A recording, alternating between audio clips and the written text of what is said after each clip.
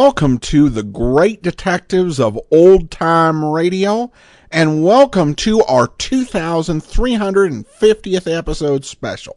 From Boise, Idaho, this is your host, Adam Graham. If you have a comment, send it to me, box13@greatdetectives.net. Follow us on Twitter at Radio Detectives, and become one of our friends on Facebook, facebook.com/Radio Detectives.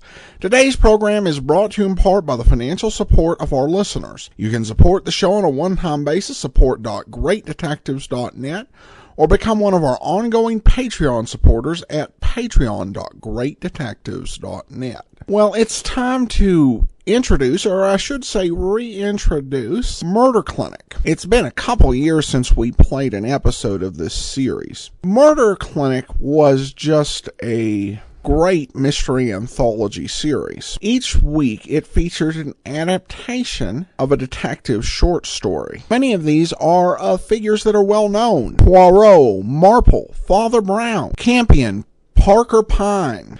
Now, unfortunately, only one episode featuring these prominent detectives survive, which leads us to the second category of Murder Clinic episodes, and that is programs featuring detectives that have now become obscure. People like Rosika Story or Sir Henry Merivale. These are people who are only known by the most dedicated of Golden Age mystery fans. And falling into that same category is today's hero, Deputy Parr, created by Irving Anderson. Much like the BBC series The Rivals, these episodes of Murder Clinic allow us to hear dramatizations of cases of forgotten detectives who had some pretty interesting adventures. Today's episode has been in circulation for a long time, but in poor quality. There were a lot of scratches on the recording, and it just sounded really unpleasant to listen to. However, I came across a higher quality encoding, so we're going to bring you this episode today.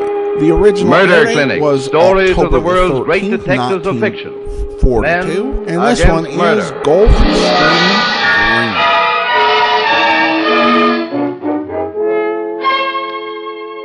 Each week at this time, WOR Mutual turns the spotlight on one of these great hunters of men and brings you the story of his most exciting case. Tonight, he is Frederick Irving Anderson's famous detective, Police Deputy Parr, that visitor from a Vermont farm often called the man with a nose for murder.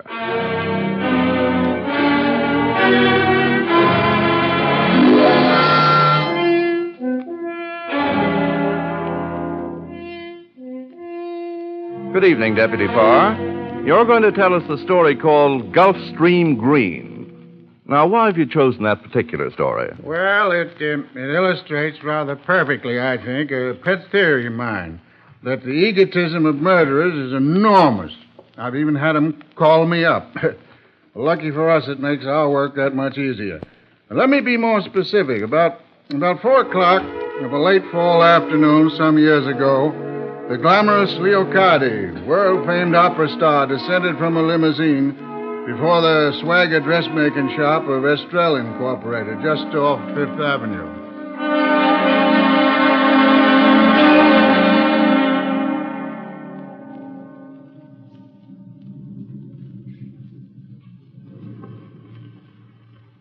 Madame Estrell, look, it's Leocardi. I must go to the door and welcome her. Madame Leocardi, this Look, is an honor. Girls, please. You must forgive their excitement, madame. By now I am used to it, Estrell. You do not mind me coming here and making all this upset? How can you ask? Oh, my good friends, they tell me, stay away. For if I come, I bring the swarm of, locusts. Well, there's one way to get rid of them. Let's go into my private suite. Oui, that might be better. Now, Madame Leocardi, what can I do for you? A stage gown, perhaps? No, Estrell. It's something else. Oh, my, but it's good to be able to drop that phony accent. Why, Madame Leocardi, you had me fooled completely. It fools everybody. It is for the art. It's charming. But, Madame, if it is not for a gown, why have you come to me? Can you lend me some girl who could wear my clothes? Oh, I see, of course. To save you the bother of fitting. No, I want some girl who could wear this gown I have on now. But I don't understand. It doesn't matter. Do you have such a girl? Why, yes, probably. Will you stand up a minute, please? Yes, I think I have the very girl. Just a minute. Bertha, Yes, ma'am. will you come in here, please? Just a minute. She'll be here in a moment, Madame Lercadi. When did you want her to wear your gown? I wanted to take my place now. Now? I must have an hour alone, undisturbed. But this is all very bewildering, Madame. Quiet. I'll explain later. Here comes the girl now. Come in, Bertha. Come in and close the door, please. Yes, ma'am. Oh, but she is perfect. My child, you will accept this dress from Leocadi? Your dress for me? You like it? It is the new Gulfstream Green that today I introduce to the world. Tomorrow it will be famous. Ranel Frey created it for me. And now it is yours. But, Madame... Come, Estrelle, help me out of it. Yes, Madame. Be careful getting it over my head. Oh, here, my dear. Try it on. But, why are you giving me this, Madame? In return, you will do me a small favor, no? Oh, gladly. Bien. You will put on this dress, draw the mantilla over your face, go out to my car, and drive to my hotel, the Normanduc. There you will go directly to my room. No one will dream of stopping you. They will take you for Leocadi. The green dress will be your passport. When you reach my room, you will lock yourself in and admit no one. If they try to get in, you will scream. Can you scream? Why, I don't know. Scream for me. Come on, loud. Bien. Just yell, va-t'en, if they try to get in. They will go away. They always do when I yell hard enough. Oh, you see, Estrelle, it is the only way I endure life, by scaring them. So, when they hem me in, I scream my way out. Voila, it is as good a way as any to exercise my high seas. But, Madame Leocadi, how long must I stay in your room? Do not worry, child, do not worry, only until 5:30. Then you must bundle yourself up again and burst out of the room in a terrible temper. If anyone tries to stop you, scream again. Then return here to me. Come, Bertha. It is very simple. Say you will do it. Well, all right. Good. Estrelle, have you any money? Yes, of course. How much do you want, Madame? All of it. Here, Bertha. You must take this money as a gift from me. Oh, no, Madame. It's too much. It is not enough. Here, this jade ring. Take it. It is yours. Madame, I could... Do not argue, child. Tell me, what is your full name? Bertha Tremblay, Madame. You live with your parents? They're dead, Madame. Oh, a husband then? No, Madame. Not even a sweetheart. Oh, that is sad. But at least you have no one to tell you what you can do and what you cannot do every second of the day. I envy you that. And who knows? If all goes well this afternoon, maybe you can scream for me again someday. No, run along. I think I'd better escort her out, Madame. After all, that is what I would do for the great Leocadi. Of course. And remember, Bertha, sweep through the crowd like a queen and scream like a fishwife.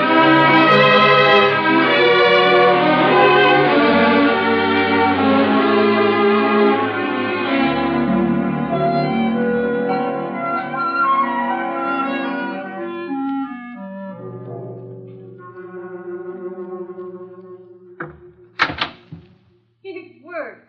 Bertha was sensational. You should have seen her fighting her way to your car. Good. And now I have 2 hours to be myself again. Oh, a breathing spell. Estrelle, I've come to you for help. Yes, Madame. I'm in danger. Oh, my dear. Deadly danger. I am in fear of death. Madame. Look, Estrelle, that tea table over there is set for 2. You're expecting your fiancé, Kyler Braxton, aren't you? Why, yes, but how did you know? I made it my business to find out. I know his reputation as a brilliant lawyer. I had to get his help privately so that no one would know. That's why I came here, to see him. You're not angry, Estrelle. You will help me. Of course, my dear, and so will Kyla.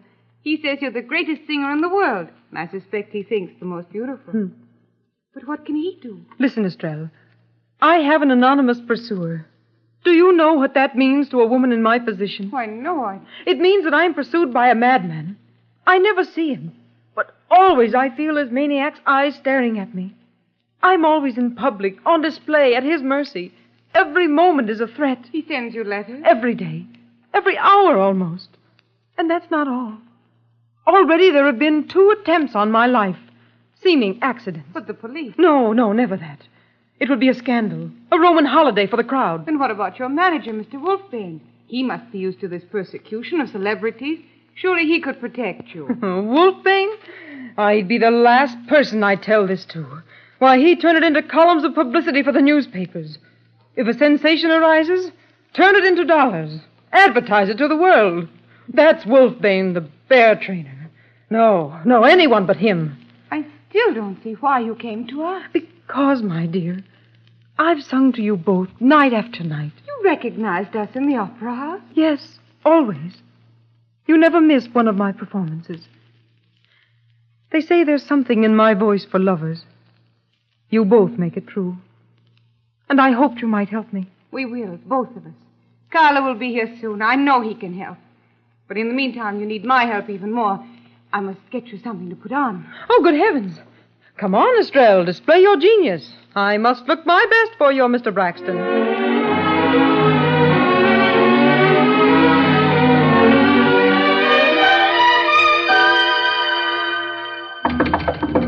Coming. Oh, Carla, Daddy. Hello, dear. I have the most wonderful surprise for you. Surprise? Well, what is it? Look, over there in that big chair. It's Leocati. No. Well, no, it can't be. Well, really, Carla. I know Leocati's the most beautiful woman in the world, but seeing her oughtn't to knock you speechless. That isn't the point. You must forgive me. For a moment, I couldn't believe my eyes. I don't mind. It's a pretty compliment. Now, wait, madame. I have something to tell you. There's been an accident. Accident? What is it, Carla? Do you mean to say that you haven't heard what has just happened? No, we've been in this room for the past hour. Well, madame, it's difficult to tell you. It's almost impossible, unbelievable. Your name is on everyone's lips. The whole town's alive with it. So? But why? Because you're supposed to be dead. Murdered. Carla, what are you talking about? I tell you, Estrella, the streets in front of the Norman Duke Leocati's hotel are blocked with people. I just came from there. Someone has been murdered in your apartment, madame. Heaven forgive me. Bertha. Bertha? Bertha? But I tell you, the body has been identified as yours, Leocati. Your gown, your ring. But the face. Crushed beyond recognition. The whole cornice over the door fell just as she entered your room. Bertha. Poor child. I sent her to death just as surely as if I myself had pronounced sentence. Who is this Bertha? Oh, Carla, she was one of my girls. She wore Leocati's gown. She took Leocati's place so that she could have a little time here with you. With me? Well, what do you want of me, madame? Help which I no longer need. I feared for my life. And now it's Bertha who's been killed in my place. But why do we talk? I must go to her at once. No, wait, madame. You say your life was threatened. Well, now the murderer thinks you're dead. You must still let him think so. Leocati, does anyone beside Estrella know you're here? No, Carla. Everyone saw Madame Leocati leave, or so they believed. Good. Then you must remain here, in hiding, madame. For how long, Mr. Braxton? Well, I don't know. I'll have to see Parr. He'll tell us what to do. Parr? Who is this Parr? Well, he's deputy chief of the Homicide Bureau. He was there at the Norman Duke when I left. It's all right. He's a very good friend of mine. He thinks Carla's wonderful. Estrella, please. But, Mr. Braxton, I cannot stay here. No, you can't.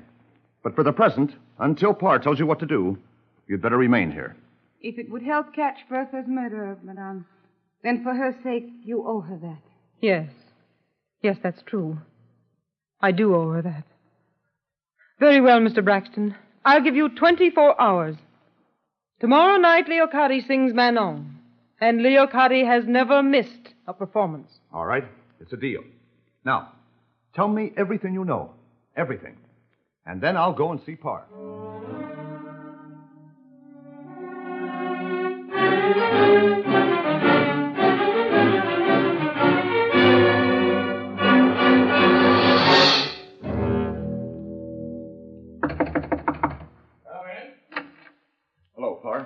thing I found you here. Oh, hello, Carter. How'd you know I was here? Oh, I just followed my nose, Parr. You may have a nose for murder, but I have a nose for bloodhounds. Well, Carter, what's on your mind? Well, I've been retained by Leocotti. Oh, she was your client then. She is my client.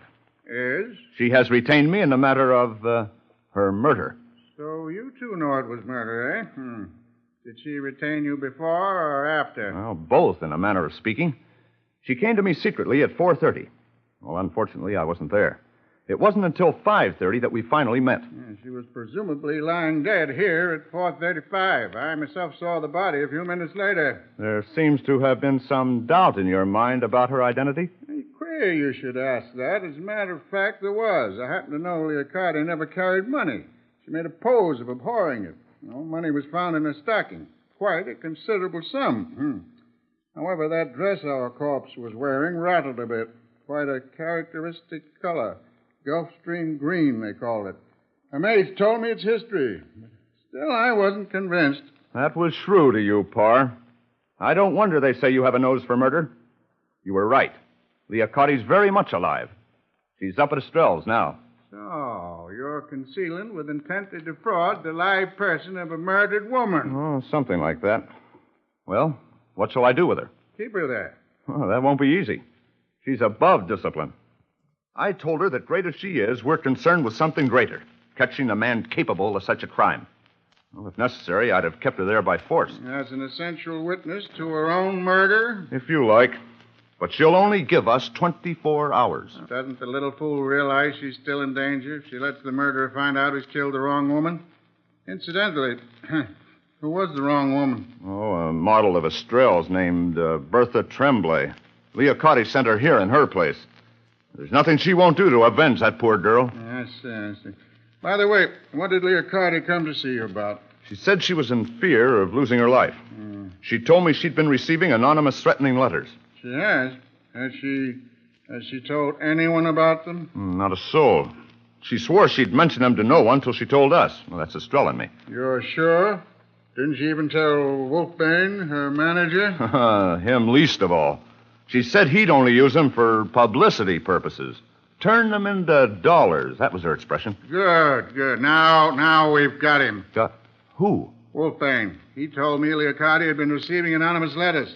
If Leocotti told no one, how did Wolfbane know about them? Unless he sent them himself. But wait. You'll see for yourself. I'll call the desk. Oh, where's that dratted telephone? Oh, here. Hello? Give me Mr. Wolfbane's apartment. Yep.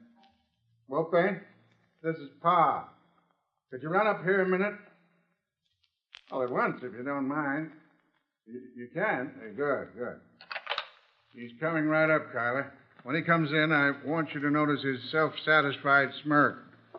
I played the fool for him, and how he swallowed the bait. What was it Kipling said? The bleating of the kid annoys the tiger. Well, watch me bleat.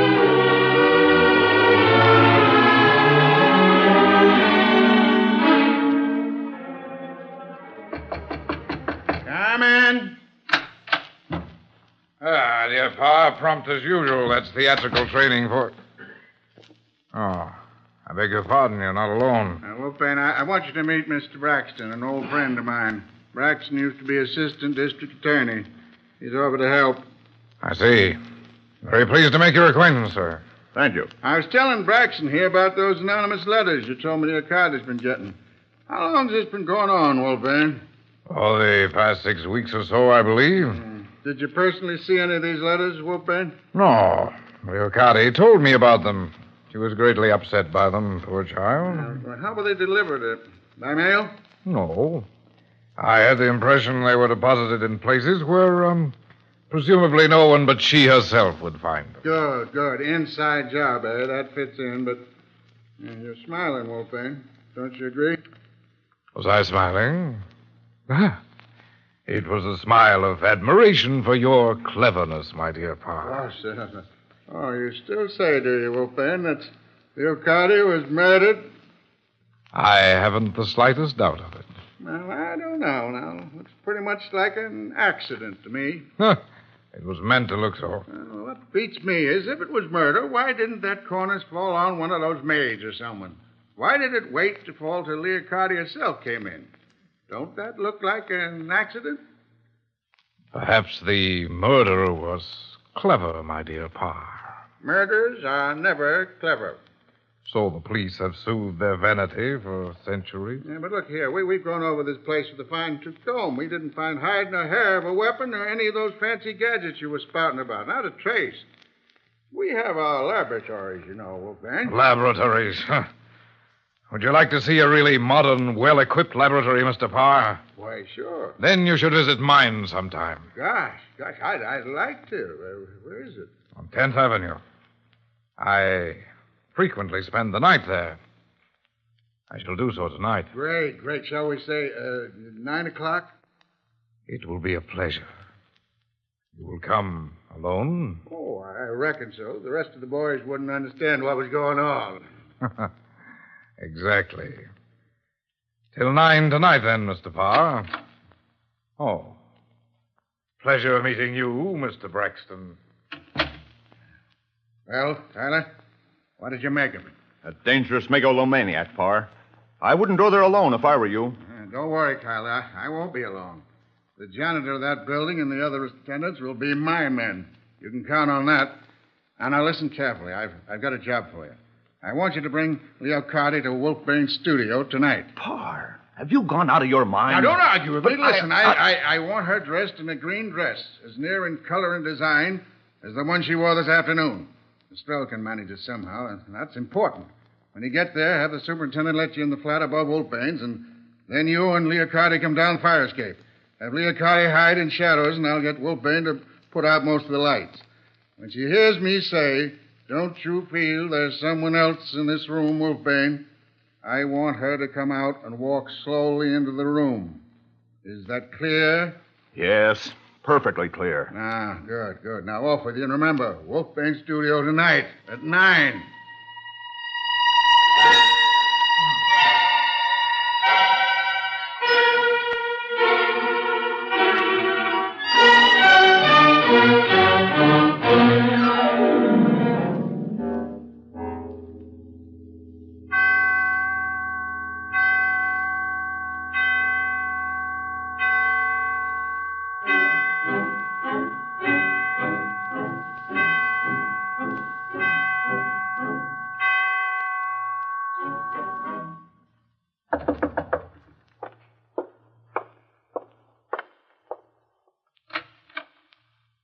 Ah, Mr. Parr. Right on time, I see. Yeah, good evening, Wolfbane. You have quite an establishment here. Would it trouble you if there was a little less light? It hurts my eyes. But of course, Mr. Parr. Well, as you can see, at heart, I'm a man of science. I spend $20,000 a year in my laboratory here. Chemistry? No. Physics and mechanics. And perhaps you can give me some idea as to the mechanism employed by the murder of Leocardi. Merely a trigger of some sort. Even a stupid murderer could devise that. Yeah, but this wasn't stupid. It waited for its victim. There was no one at hand to touch it off. We've satisfied ourselves as to that. It's fortunate for you police that scientists as a class don't major in murder.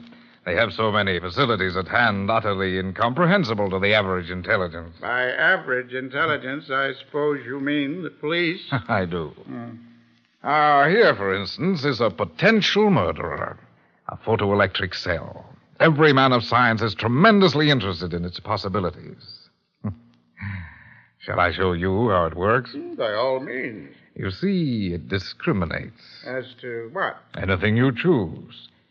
And let me show you how it discriminates between, for instance, different shades of color. Green, let us say. I have here a number of cards, each a distinct shade of green. Now, when I run the cards through the beam, a number registers. So, J. Now, this one, emerald. And these, Nile, chartreuse, olive, Moss. Always the same number registers for the same shade. You follow? Yes, I see. It connected electrically with those counting machines. Yes. It could be connected as well to a stone crusher, a trip hammer, or a mill wheel. Or a trigger that touched off a cornice. You get the idea, Parr. Perhaps when a woman wearing a dress of Gulfstream Green passed under it. Exactly. Mind you, I don't say that is what happened, but it might. And you see how helpless the police would be pitted against a really learned murderer. The resulting crash would completely obliterate the device, destroy the evidence by its very operation. You know, constructive murder is so much more interesting than emotional murder. The police are always baffled. Unless the murderer himself shows them how it was done, of course. Exactly. You speak, Wolfbane, of constructive murder and emotional murder. Wouldn't a man capable of this clever constructive murder be incapable of an emotional crime? Oh, no, my dear Parr, you're confusing method with motive. Obviously, his motive might be emotional. I don't agree. Well, take a purely hypothetical case. Imagine a man of superior intelligence who found a girl singing in a cheap burlesque show. An orchid in an ash can, so to speak. Suppose he'd taken her out of all that, given her tutors, trained her voice, sent her abroad, given her a completely new personality, and then brought her back to fame and fortune. Again, hypothetically, let us suppose this modern Pygmalion had offered his Galatea the final gift himself. And she'd laughed him to scorn. Conceivably, such a man, however brilliant of mind, might be moved emotionally to murder. Yes, I suppose that's possible. But the point I'm making is that the method would be constructive and quite undetectable. Or if detectable, quite incapable of proof. There's something in what you say, Wolfbane, but coming back to this device, this electric eye, it could never go wrong. How could it? You've seen how it discriminates even between shades of one color. Wolfbane, what if the wrong woman were wearing Gulfstream Green? Impossible. Gulfstream Green was a unique shade. It had only just been blended. Ranel Frere had only received one bolt of the material. Oddly enough, I have an enormous color card here in this drawer of that very shade. I'm sorry I can't show it to you. Why not? Because, my dear Mr. Parr, if I open this drawer, an electric eye between these two arms on the desk will fire that revolver you see fastened up there in the ventilator. Most ingenious. See, Mr. Parr, I didn't care to have you interfering with my affairs. But you still don't answer that last question of mine. Suppose the wrong woman was wearing that Gulfstream Green. I've told you it would be impossible. There was only one gown of that color. And Leocardi was wearing that one, wasn't she, Wolfbane? Yes, she was. But suppose, Wolfbane, hypothetically, of course, Leocardi had changed gowns with another woman. Suppose it wasn't Leocardi who was wearing that Gulfstream Green this afternoon. She wasn't? You think to trick me, Wolfbane, with these childish games. Well, why are you nervous, Wolfbane? If you are, I'd advise you to take your hand off that dangerous drawer. You might pull it out. A reflex, you know. What did you mean, Parr, about Leocardi on that dress? Don't you feel there's someone else in this room? You're crazy. Am I, Wolfbane? Suppose you look behind you. Cardi. No. No. Either Leocardi or a ghost, Wolfbane. Get away from me! Get away from me! Leocardi, down! He killed himself. Yes. Poetic justice. He was caught in his own trap. The card in that drawer was Gulfstream Green. And I thought he loved me. But instead, how he must have hated me. Oh, I wish I'd known. It's better this way. We'd had a hard time proving his guilt. It was poetic justice. His own constructive cleverness has destroyed him.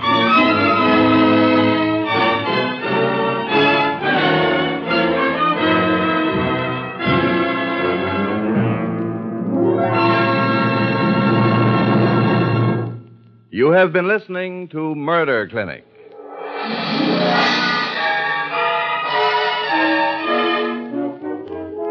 Murder Clinic, the WOR Mutual series, which brings you each week one exciting case, one member from the select band of the world's great detectives.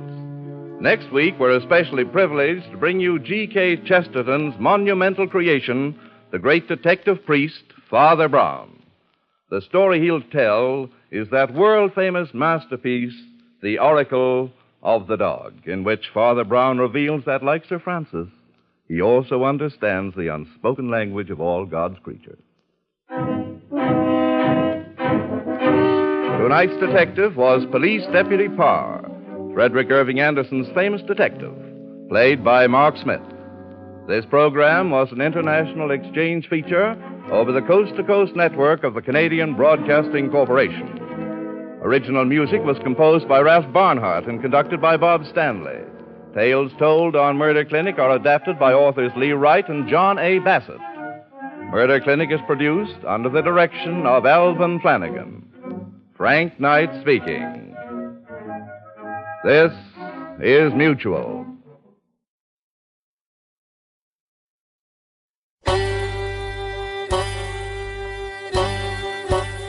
Hi, this is Andrew from OTRWesterns.com. I wanted to invite you to come take a look at our site where we put out podcasts of old-time radio westerns. Check us out at OTRWesterns.com. You're listening to The Great Detectives of Old-Time Radio with Adam Graham. Now let's get back into the show.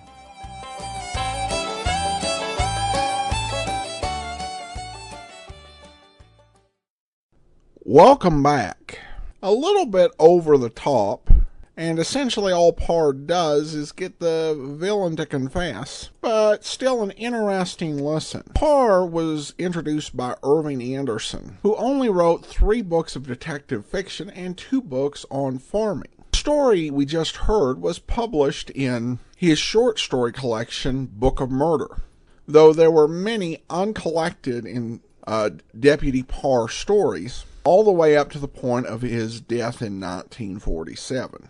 All right, well, that will be all for today. Join us back here tomorrow for Night Beat. In the meantime, send your comments to box13@greatdetectives.net. Follow us on Twitter at Radio Detectives and become one of our friends on Facebook. Facebook.com/Radio Detectives. From Boise, Idaho, this is your host, Adam Graham, signing off.